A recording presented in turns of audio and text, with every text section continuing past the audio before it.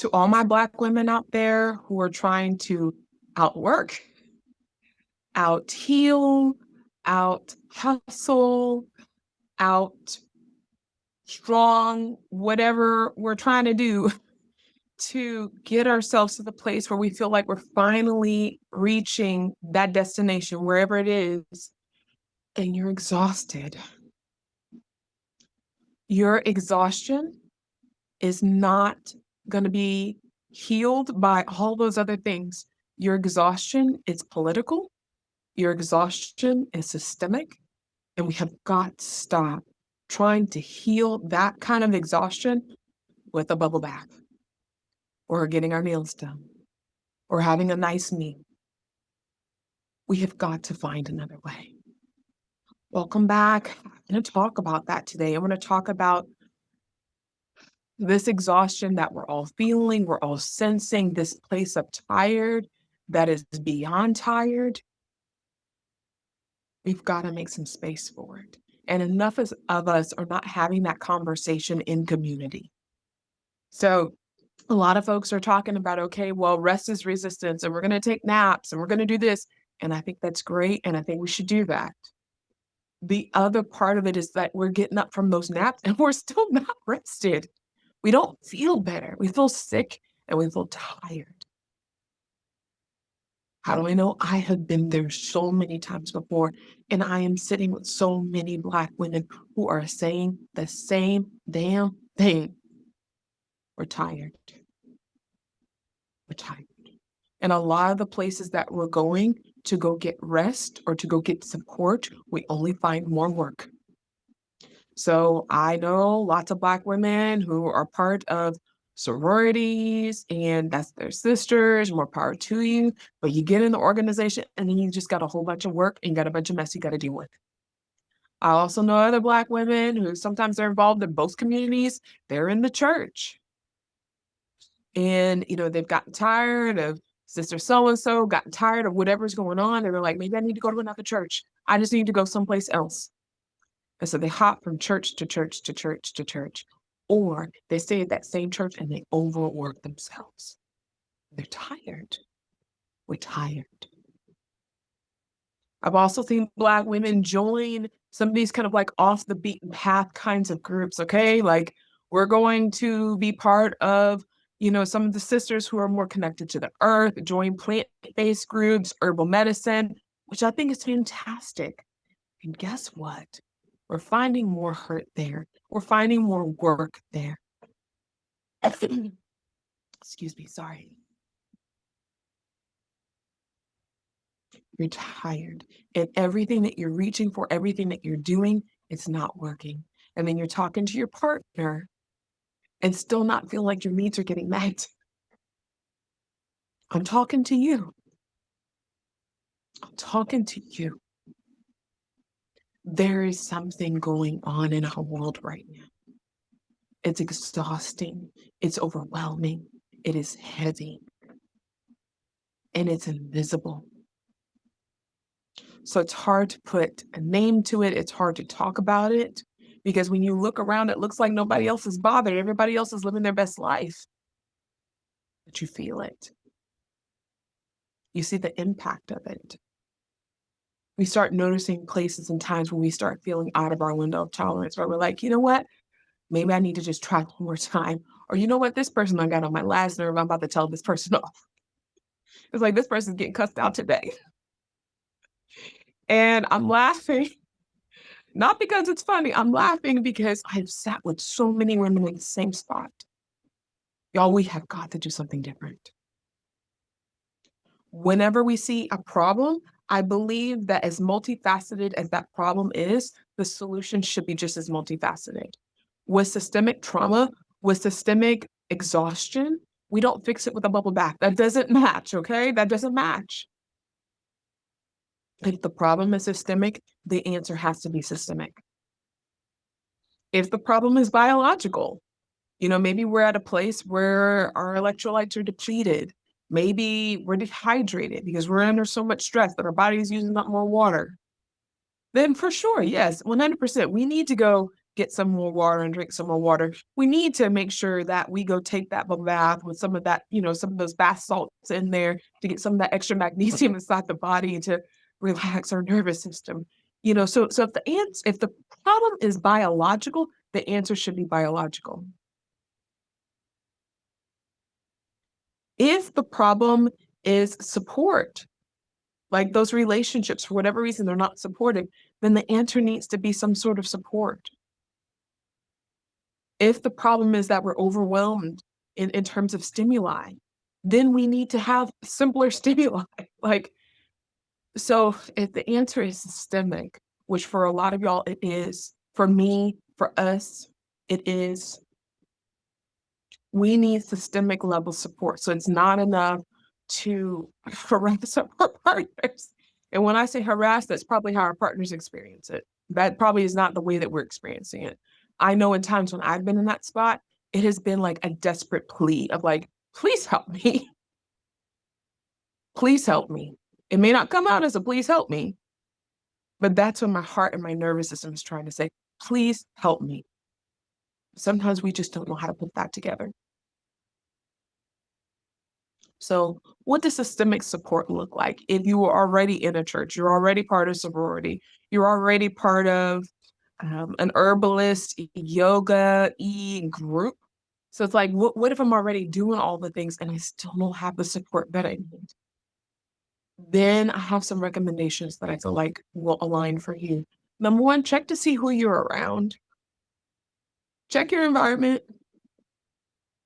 For me, I notice for myself that I feel more exhausted. When I'm feeling this level of exhaustion, I need to rest with people who are like-minded. And so when I say like-minded, I mean going to a class that is predominantly Black, a Black facilitator, at least in terms of yoga. I know that that feels more restorative to me. I know that going to go listen to a concert where there's somebody who's doing R&B and that person is Black, or at least a person of color, I know that that feeds my soul and my spirit in a way that sometimes it just doesn't quite match for me when it's another voice. And that's not to say that there's nothing wrong with other voices. I listen to all the things, love music, but I'm talking about when you're feeling this level of exhaustion. I had an opportunity with my job to be able to go to Kenya, and my family came with me, my husband and my 2 kids. And I remember when we were there maybe about 2 or 3 days. And my youngest daughter caught it first. She just said, "I just feel better here for some reason." I'm like, "What are you talking about, baby?" We're just like walking on Walla in Nairobi. And she's like, "I just feel better for some reason." So we just kind of sat with it, she was like, "I like having so many people around that look like me." That broke my heart, y'all.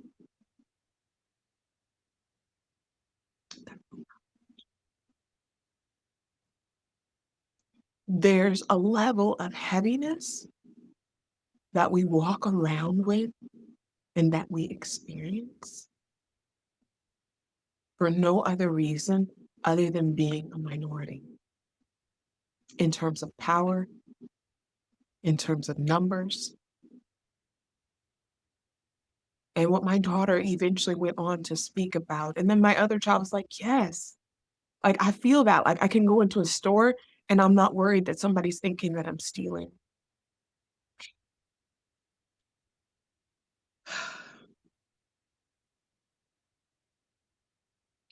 My youngest just today, my kids are home from school with summer. And my youngest today, before I left to go off of work, I was like, okay, hey, I'm gonna pick up some Publix sandwiches. And I need somebody to get in the car with me who wants to go run and go pick them up. They're already paid for, who wants to go do that. She got in the car, rode down with me. We had a great girl talk on the way down, got to Publix, let her get out the car. I'm like, here, take my phone with you because it's got the confirmation that it's already paid for, even though it's already going to be on the sandwiches themselves, but just take it with you. So she's like, okay. So she takes it with her. And then she gets some extra money because she wanted to pick up a couple other things at the store. I'm like, go ahead, baby, go ahead. And she said she was trying to check out, and the man who was at the register told her, I'm sorry, you have to pay for those. And she's like, I've already paid for it. See, months. I mean, not see, mom. See, sir, like I've already paid for it. He's like, you have to pay for those. Then my daughter said, she said, Mom, thank God there was a lady that was there who had some sister locks, and she kind of overheard our conversation. She said, Mom, I just turned to her. My child's 12, okay? She said, I just turned to her and I showed her the phone and I showed her the sandwiches. And she said, you're good. So my daughter just paid for the other things that weren't paid for, and she was able to walk out the door. She said, but Mom, if that lady wasn't there, I don't know what I would have done.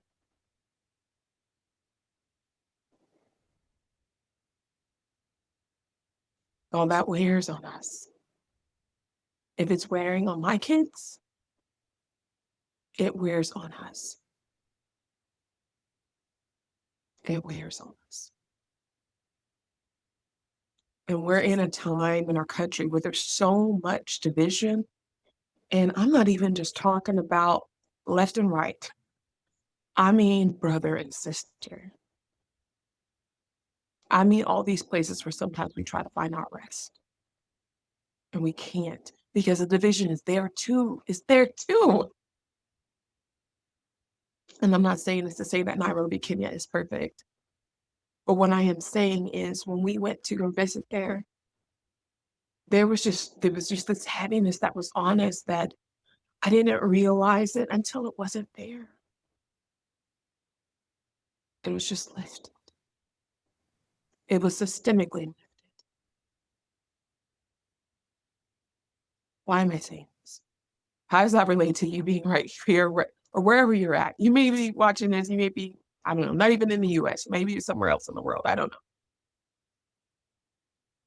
I'm saying that to say this. We need to be able to be in spaces where even if we're not saying a word, we can feel that some of that political pressure that we're experiencing, alliteration, but two E's, that political pressure that we're experiencing be lifted off of us so we can have a break from it. What does that look like here? I recently went home to New Orleans, and one of the things I really wanted to do was I wanted to go to this African American museum. And I wanted to go there specifically because there's a lot of African American museums, and some of them come from this sense of um, all the struggle. And it's not uplifting, it feels heavier. And I believe we need to know that part of our history as well. I'm not saying that we don't, like, there's a time and place, right? We need to know that history as well. Because if we don't know that history, we don't know fully who we are.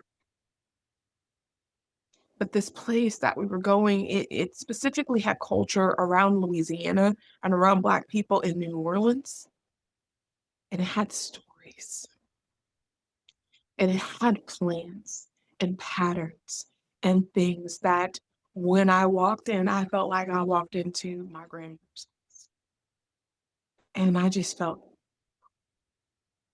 some of that pressure just lift off of me. And there was people that we were just talking to and engaging, and they were like, yeah, isn't this great? Isn't this lovely? Like just to be here, just to sit with this. I'm like, yeah. And these like-minded people have no idea what their names are, did not share contact information, but just being with their presence, being with their humanity, sharing all of this collectively, my kids started making comments. Did you see this? Did you see that? Well, this is something that we do in our house. And it was so nice to see them make some of those connections and to see the way that we do some of these things in our home. It's not just because mom just does this thing and it's just annoying or what have you. They started to see the roots of why we do the things that do. And it was connecting them in ways that I can't do just as a mother to teach. As we walked into that museum, I felt connected to community. I felt connected to my roots in ways that sometimes I can't always get when I'm necessarily just, I don't know, going to the grocery store. Both specific instances after the story I just told y'all. So, ah, and to be able to connect in that way. And so, even though it was a stretch for my body to have to take that trip, I was so, so grateful that I did. Because what I did was I not only gave myself a chance to systemically rest, but I also provided that for my daughters and I provided that for my husband. We all have pressures and weight that we carry that's invisible. What does this look like for you? Maybe it looks like going to an African American museum. Maybe it looks like going to a baby shower where maybe you don't know all the people, but you're just going to be collectively with other women that are like minded, hopefully, other women that are women of color, preferably some Black women, because there's a certain level of pressure that you don't realize that you're holding on to until you don't have to. If you do yoga, taking a yoga class by a Black practitioner. If you're going to the doctor, seeing a Black practitioner. And a procedure, maybe this was about a month ago. And it was routine. I was like, okay, okay. Got myself psyched up and ready to go. My husband's going with me. And I get pulled back, get ready to talk to anesthesia. And there was a Black woman who walked in the room, had some scrubs on. She said, I'm going to take good care of you. I started crying.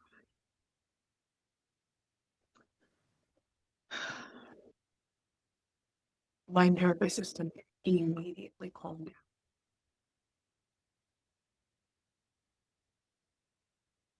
because I felt in her presence that she was going to take good care.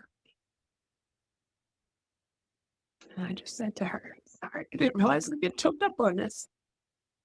I said, thank you for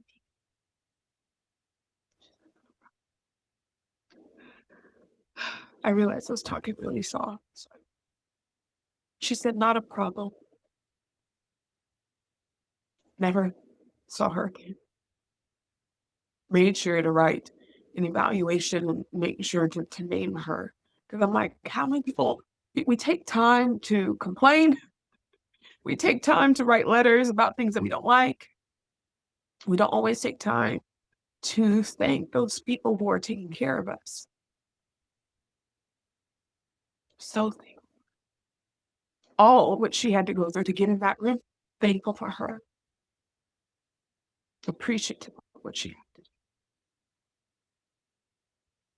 We need to have spaces like this where we can rest. So maybe you're part of a sorority, maybe you're part of a place where you have people who look like you, where you feel like you can rest, but you're just working there. I want you to try a different space. You don't have to say anything. You don't have to get phone numbers or anything, but just try a different space with people who are like you and have that opportunity just for some of that political stress just to come off of you. The other thing that I highly recommend is go outside. And when I say go outside, I'm speaking that from a person who's allergic to outside. Okay. I can remember as a kid, anytime we had to do yard work, my mom was always like, y'all hurry up and get that yard work done. And I remember saying, I'm allergic to outside. Because every time I would do certain yard work, I would come back and I would be sick as a dog for days. I just always thought, girl, I'm just being dramatic, or guess I just really didn't want to do it. But as I became an adult, literally went to an allergist, literally took an allergy test, all the grasses, my back was lit up the trees, my back is lit up, and so I'm like, "Oh, I actually am allergic to outside." It was so validating, so validating.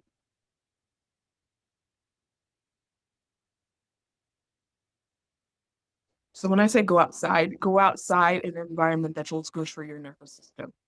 I like the beach. I know not everybody's a beach person. I like the beach. Why do I like the beach? Most of the time, I'm not allergic to it. That's one part that's good, right?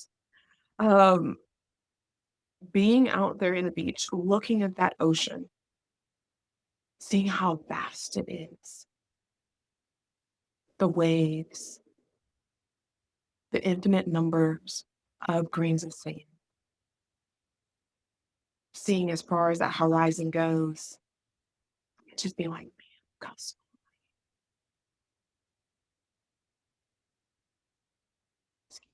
just one second, I just realized, oh my goodness, my data is on. I meant to have my life.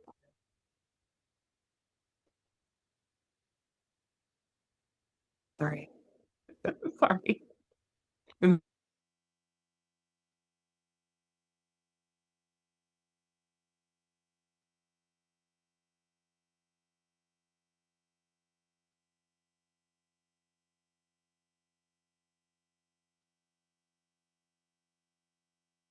see how small our problems are. It puts a lot of things in perspective.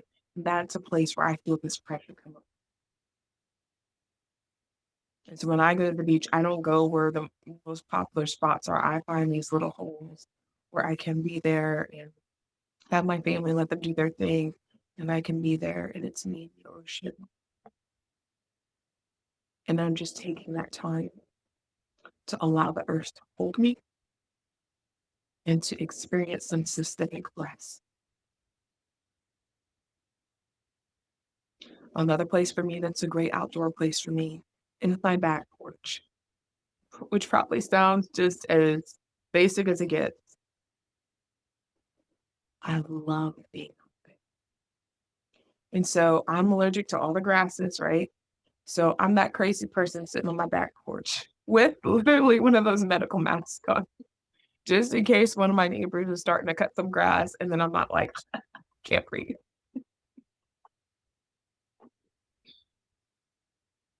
And there, it's quiet. There's all my beautiful plants, and I'm listening to the birds chirp.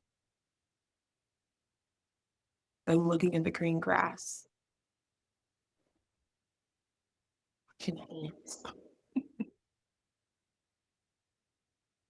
We have in my back porch, we have a spot where I have some blueberry bushes, where my kids love picking blueberries. And I also have some spots where I have the huge hibiscus, the like Canadian hibiscus, and some regular hibiscus. And so it's a fun spot for lizards to hide. And I know not everybody's a lizard person. I just like watching little creatures move. There's something about it that's just like, you know what? They're not worried about what you're worried about. They're just trying to get a meal. Watching the butterflies come by, the hummingbirds.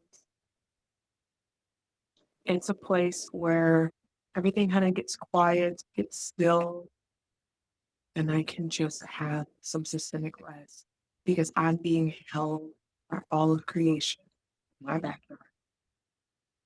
And lately, one of the things that I've been seeing frequently is I've been seeing these hawks that are flying, not even just in the neighborhood, but I've seen them out and about different places when I just have a moment to just pause and be outside. I'm like, there's another hawk. And I can't help but feel held by just experiencing. I feel like all of creation is just joining with me and saying, it's okay. You could pick it back up in the ancient, but it's okay. Put it down. We put it down for a second. God, we don't have to hold all that. Got you. Another place of systemic rest that I experience. I love listening to my kids play. They're older now, so the games that they play is very different. listening to replay. Sorry, I hear myself getting softer and softer. Not sure if you can hear me, but I love listening to replay. Just simplicity and just good. Again, that's a place where some of that systemic pressure comes off of me. I love being able to take a long ride in a car. It's just me. I'm not driving any place where I'm worried about systemic pressures. Like there's a couple of spots where I live that they're known for pulling people over and, just highly hyper vigilant police officers. And I'm just like, you know what? That's not restful for me. But taking a ride along the coast and I'm just cruising and I'm just listening to music. My favorite back in the day used to be to do that at night, that night air. And I'm just cruising and I'm just feeling held by the moon and by all the night air. That's a place where some of that political stress and pressure comes off of. The moon has been here long before any of us and will be here long after we're gone. She's not worried at all. I feel held. As I'm saying the things that I'm saying, hopefully this is bringing some things to mind for you of just those spots and places where you can just go. You're not working, you're not doing the holding, you are being held. I've even had some clients share things like just being in an empty parking lot. Be careful for your safety in terms of just being in a parking lot by yourself, but being in an empty parking lot, feeling small.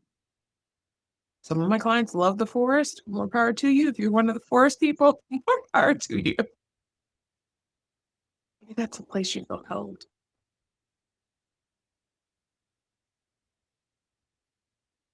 Maybe it's in the mountains somewhere. I'm not sure what that place is for you, but I believe you know what that place is. Start finding those places that maybe we kind of take them for granted and we do them when we get to do it. Start finding some of those places. Start developing some ritual around those places where that's making your schedule. Finding spaces with other Black women. Where even if you don't have to say a word, you don't have to do a thing. You can feel held. You can hold each other. You need to systemically rest and get support. Self-care is wonderful, but co-regulation is it's hard to put into words. Well, thank you for joining with me in this time. My name is Virginia. I'm a licensed mental health counselor. And I really hope that you take this video as an initiative to take good care of yourself and others. See you next time.